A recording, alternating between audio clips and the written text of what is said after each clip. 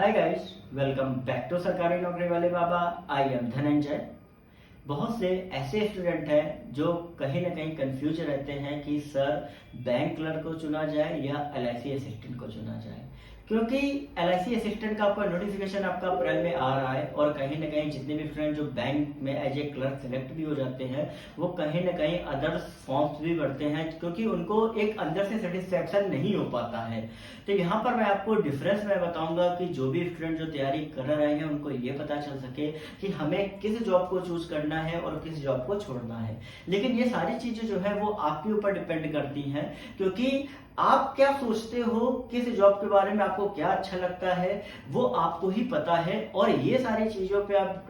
Selection आप तभी कर पाओगे जब दोनों के बारे में आप सारी चीजें प्रॉस एंड कॉन्स जान पाओगे। ठीक है, तो आज मैं आपको एक एक करके मैं दोनों के बारे में मैं बताऊंगा, जिससे आपका जो सिलेक्शन है वो कहीं ना कहीं आपका इजी हो जाएगा आप सभी के लिए। तो सबसे पहले अगर हम बैंक क्लर्क की बात करें तो इनमें से जो एसबीआई क्लर्क होता है वो अदर बैंक के क्लर्क से कहीं ना कहीं ग्रोथ और सैलरी वगैरह के मामले में आपका सबसे ऊपर रहता है। तो एसबीआई क्लर्क का अगर कंपैरिजन एलआईसी असिस्टेंट से करें तो कहीं ना कहीं एक फेयर कंपैरिजन आपका होगा। ठीक है, तो यहाँ पे सबसे पहले अगर हम बात करते हैं सैलरी स्ट्रक्चर की, तो स्टार्टिंग फेज में एलआईसी असिस्टेंट की जो सैलरी होती है वो आपकी एसबीआई क्लर्क से आपसे ज्यादा रहती है। बाकी जो अलाउंस आपको अलग से दिए जाते हैं वो कहीं ना कहीं दोनों के लगभग लगभग आपके सेम रहते हैं, कहीं किसी में थोड़ा कम थोड़ा ज्यादा रहता है। लेकिन जब एसबीआई क्लर्क में आप अलग से अदर्स एग्जाम जैसे जेआईबी सीआईबी आप अटेम्प्ट कर लेते हैं तो आपकी जो सैलरी होती है वो लगभग साल या 2 साल बाद आपकी एलआईसी असिस्टेंट के लगभग लगभग आपकी बराबर आ जाती है। ठीक है,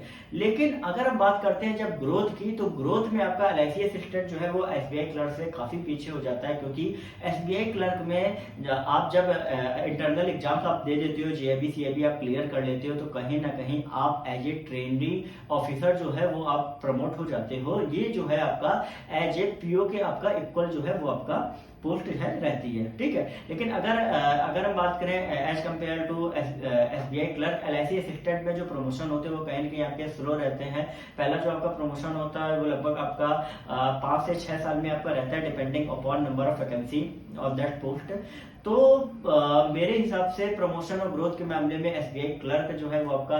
एलआईसी असिस्टेंट से ज्यादा बेहतर है, क्योंकि यहाँ पर जो प्रमोशन होता है लगभग आपका 3 साल में आपका पहला प्रमोशन आपका हो जाता है, लेकिन टाइमली जब आप एग्जाम जो है वो आप क्लियर कर लो।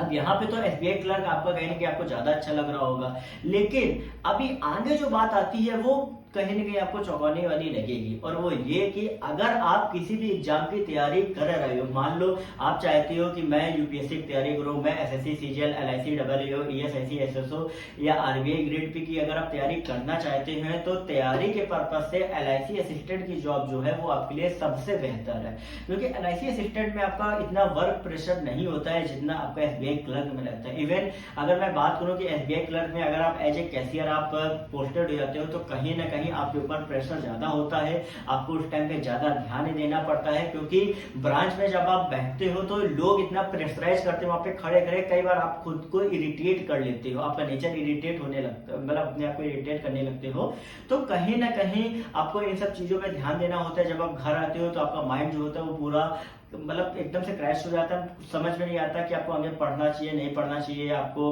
डल फील करने लगते हो। लेकिन एलआईसी असिस्टेंट में ऐसा कुछ भी नहीं होता, आप ऑफिस में चाहो तो ऑफिस में भी पढ़ सकते हो, अगर आप चाहो घर में आकर भी आपको पूरा टाइम मिलता है, पर्याप्त टाइम मिलता है आपको पढ़ने के लिए। तो अगर आप तैयारी करना चाहते हो तो आप एलआईसी असिस्टेंट को आप मून कर चूज कर लीजिए।